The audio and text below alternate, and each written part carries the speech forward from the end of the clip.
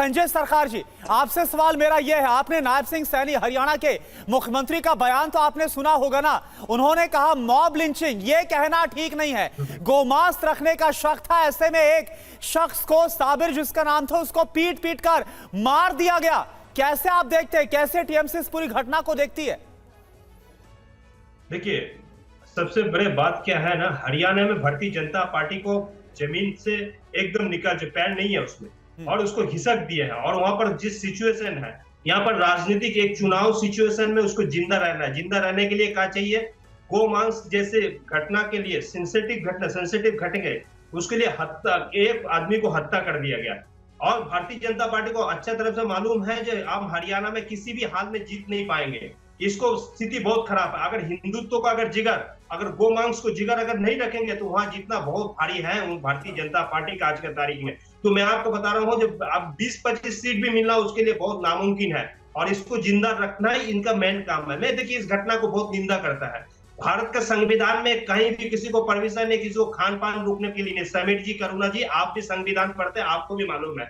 इसके पहले भी अहमदाबाद में एक घटना घटा था, उसमें हाईकोर्ट में हाईकोर्ट एकदम उसमें डायरेक्ट बोले थे कि आप किसी भी खान पीन कहीं रोक नहीं सकता, आपको रोकने का कोई अधिकार नहीं है, संविधान में कहीं लिखा नहीं है ये पर।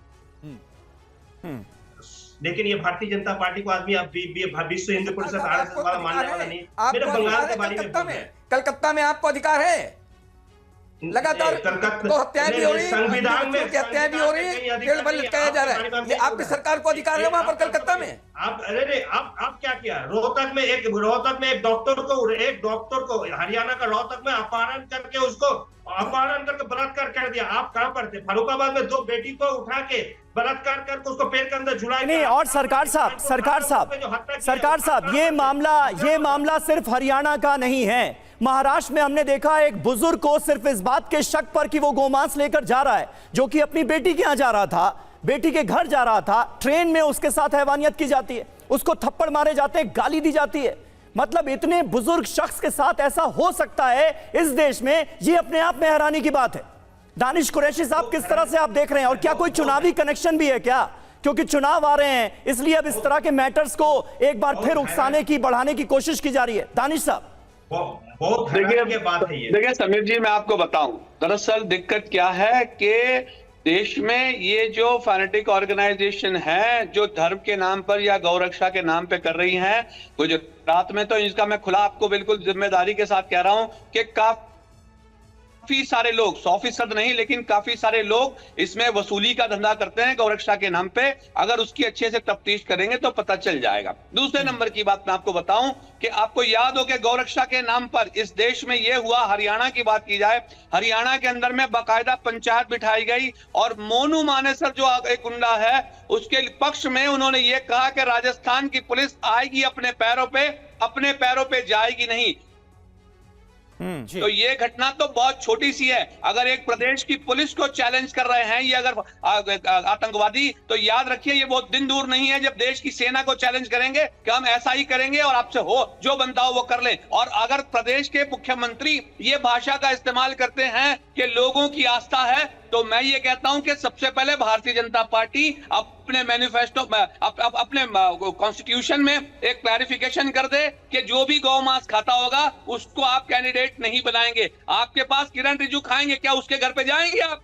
पूछिए विजय शंकर तिवारी जी से पूछिए और उन तमाम लोग रक्षकों को पूछिए कि क्या आप दिल्ली में उनके घर पे जाएंगे किरण रिजिजू जी के, जिन्होंने खुले तौर पे कहा था कि हाँ मैं खाता हूं, आप बताइए कौन रोक सकता है? तो दिक्कत क्या है कि आपको मुसलमान निशाने पर बनाने के लिए इसलिए जरूरी है क्योंकि आपकी सियासी बिसात मुसलमानों के बिना कुछ भी नहीं है।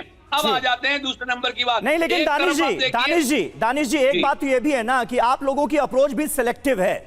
मतलब धर्म देखा जाता है कि जिसको मारा जा रहा है वो अगर मुसलमान है तब तो आप लोग बोलेंगे, अगर हिंदू है वो उसके साथ अगर कोई अन्याय हो रहा है तब आप लोगों के जुबानें जो हैं वो सिल जाती हैं। यही बात तो अभी विजय शंकर तिवारी जी कह रहे थे। सेलेक्टिव अप्रोच जो है वो दोनों तरफ से नजर आती है। ये क्या दुर्भाग्य है इस देश का? देखिए मैं आपको दिखाऊं, विजय शंकर तिवारी जो कह रहे हैं वो ये कह रहे हैं कि भाई हरियाणा में जो हुआ है तो पुलिस को तफ्तीश करने दीजिए और बंगाल में जो हुआ है उसकी तफ्तीश वो खुद ही कर लेंगे। तो आपका जो सिलेक्टिव अप्रोच है वो दिक्कत के मैदान में खड़ा। दूसरे नंबर पे मैं आपको बताऊं कि बैरिस्टर सदरुद्दीन ओवैसी साहब की पार्टी ऑल इंडिया मजलिस इत्तेहादुल मुस्लिमीन की जो बात है, हम तमाम मुद्दों पे अपनी बात रखते हैं, लेकिन आपकी परेशानी ये है भारतीय जनता पार्टी की और उनकी भगीनी संस्थाओं की कि उनको तो सिर्फ रात के सपने में भी बैरिस्टर सदरुद्दीन ओवैसी साहब नजर आते हैं। मुझे ये बताइए कौन सा मुद्दा है जिस पे बात ना की गई हो। हाँ, सवाल ये है कि दलितों की, मुसलमानों की, इन पर जो घटनाएं घटती हैं उन पर हम बात करते हैं, तो ये सबसे पिछड़ा हुआ तबका है, सबसे जुल्म और ज्यादती का शिकार तबका है जिस पर हम बात करते हैं। और मैं ये कहता हूं कि आपको क्या जरूरत पड़ी है हमारी बात की। मैं तो ये कह रहा हूं कानून के मामले में जो लोग भी इक्वल हैं, आप देखिए प्रदेश के मुखिया जो हैं सैनी साहब, वो क्या कहते हुए नजर आ रहे हैं, ये कहते हुए कि भाई एक व्यक्ति की निर्मम हत्या करने के बजाय वो ये कह रहे हैं कि लोगों की अगर आस्था है तो यही परिणाम आएंगे। तो क्या देश में यही परिणाम लाए जाएंगे? इसी पर हमारे एक और जो खास मेहमान है उनका रुख कर अवधेश कुमार जी, आपसे सवाल यही है कि आपको भी ताजुब नहीं होता ये दोनों घटनाएं, चाहे हरियाणा के चरखी दादरी या फिर महाराष्ट्र में नासिक में जो निकलकर आए बुजुर्ग के साथ जो कुछ हुआ है, गोमांस रखने के शक में ये सब हुआ, और नायब सिंह सैनी हरियाणा के सीएम की तरफ से यह कहा गया कि भाई वहां के जो लोग हैं उनकी श्रद्धा है वो वहां तक तो ठीक है, लेकिन कौन रोक सकता है उन लोगों को, कौन रोक सकता है? आपको नहीं हैरानी होती जब इस तरह का बयान दिया जाता है? ऐसे जो एलिमेंट्स हैं, ऐसे जो असामाजिक तत्व, उनको बढ़ावा मिलता है ऐसे बयानों से। देखिए, अगर किसी की पीट कर हत्या हुई है तो आप हो, समीर हो, किसी का गुस्सा होना, उबलना बिल्कुल स्वाभाविक है, उसमें तो मुझे कहीं कोई डाउट नहीं है। भारत में कानून का शासन है, अगर किसी ने गौ मांस खाया है उसको पकड़ के पुलिस के हवाले करना चाहिए जहां जहां गौ मांस पर प्रतिबंध है। और ये जो भी होता है वो दुर्भाग्यपूर्ण ही नहीं है, उसको बिल्कुल मैं अपराध ही मानता हूं कि वो अपराध है, उनके तहत ही उनको सजा मिलनी चाहिए और मिल रही है। सबकी अरेस्टिंग हो गई है, 7 लोगों की अरेस्टिंग हरियाणा में हुई है, ये भी एक पक्ष है। उन पर हत्या से लेके बाकी सारे जघन्य अपराध के मामले दर्ज हुए हैं, तो अब वो कोर्ट में है, कोर्ट उनको छोड़ेगा नहीं, ये बिल्कुल सही पक्ष है। अब एक दूसरा पक्ष है कि जब हम गुस्से में उबलते हैं तो हम बाकी चीजों को नहीं देखते हैं। पहला तो देखिए, ये सब मॉब लिंचिंग शब्द जो है ना बहुत एक खतरनाक होता है। ये भीड़ की हिंसा तो मैं कह सकता हूं, लेकिन ये भारत के संदर्भ में ये लगातार जब ऐसी घटनाएं होती है तो मॉब लिंचिंग जैसे पहले से प्लानिंग करके ट्रेन में और लोगों ने उनको मारना शुरू किया हो, किसी ने देखा, लोग उबले, हालांकि वहां बचाने वाले लोग भी थे, वो वीडियो में नहीं है, जो खबर पड़ी है वहां उसी में से लोग बचाने वाले भी थे, ये नहीं था कि उसको मारो। जो है हर जगह ऐसे लोग मौजूद रहे हैं जो बचाने वाले थे, तो ये दूसरा पक्ष जो होता है ना उसको भी दिखाना चाहिए। अब इसका तीसरा पक्ष देखिए इस देश में जब पिछली बार भिवाड़ी में और एक गाड़ी जली हुई मिली थी बोलेरो, उसमें बताया गया कि भाई भरतपुर के 2 मुस्लिम जुनैद नासिर की हत्या करके जला दी गई है, बहुत जघन्य घटना थी, पूरे देश में परेशानी पैदा हुई थी। लेकिन पुलिस की जांच और पुलिस ने यह है कि उस पूरे मेवात के एरिया में जब तक गौ की तस्करी नहीं रुकेगी, अगर गौ तस्करी होगी, गौ की हत्या होगी और पुलिस ठीक से कार्रवाई नहीं करेगी गौ रक्षा कानून की, तब तक एक पक्ष की आलोचना से ये चीजें बंद नहीं होगी। अब पश्चिम बंगाल की मैं बात बता रहा हूं, पश्चिम बंगाल में हमारा संविधान का अनुच्छेद 48 सभी राज्यों के लिए अनिवार्य बताता है कि आप गौ मतलब गाय, उसके बच्चे, उसके वंश की रक्षा के लिए आप कानून बनाए।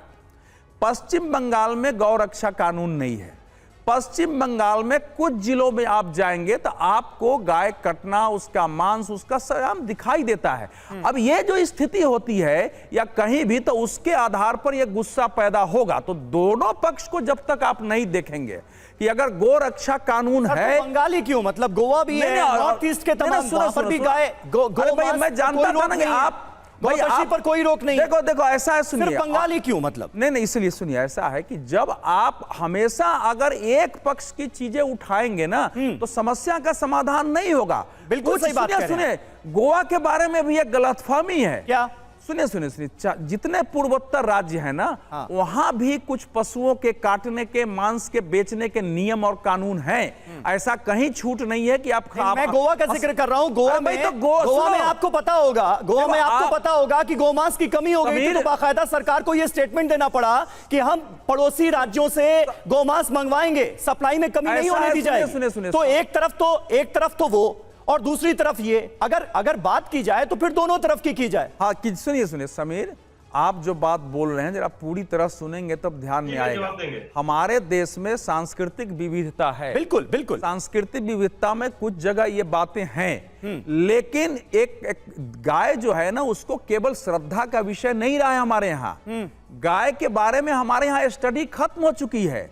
जिस दिन स्टडी गाय की होगी ना, एक एक व्यक्ति चाहेगा कि गाय हमारे देश में रहे। गाय में इतनी वैज्ञानिक शक्ति होती है, इतनी चीजें हैं, अब स्टडी में तो इसलिए उसकी रक्षा देखिए। नहीं, वो तो हमने शुरू में ही कहा कि भाई गाय के लिए इस देश के लोग श्रद्धा रखते हैं और उनकी श्रद्धा का सम्मान होना चाहिए। विषय अगर आप नहीं लेना, केवल तो श्रद्धा अगर रखते हैं। हाँ, देखिए बिसहारा में 2015 में कांड हुआ था, याद है ना? पूरे देश के पॉलिटिशियन गए थे। जब फोरेंसिक लैब में जांच हुआ तो वो गोमांस निकला था, उसके बाद सब चुप हो गए।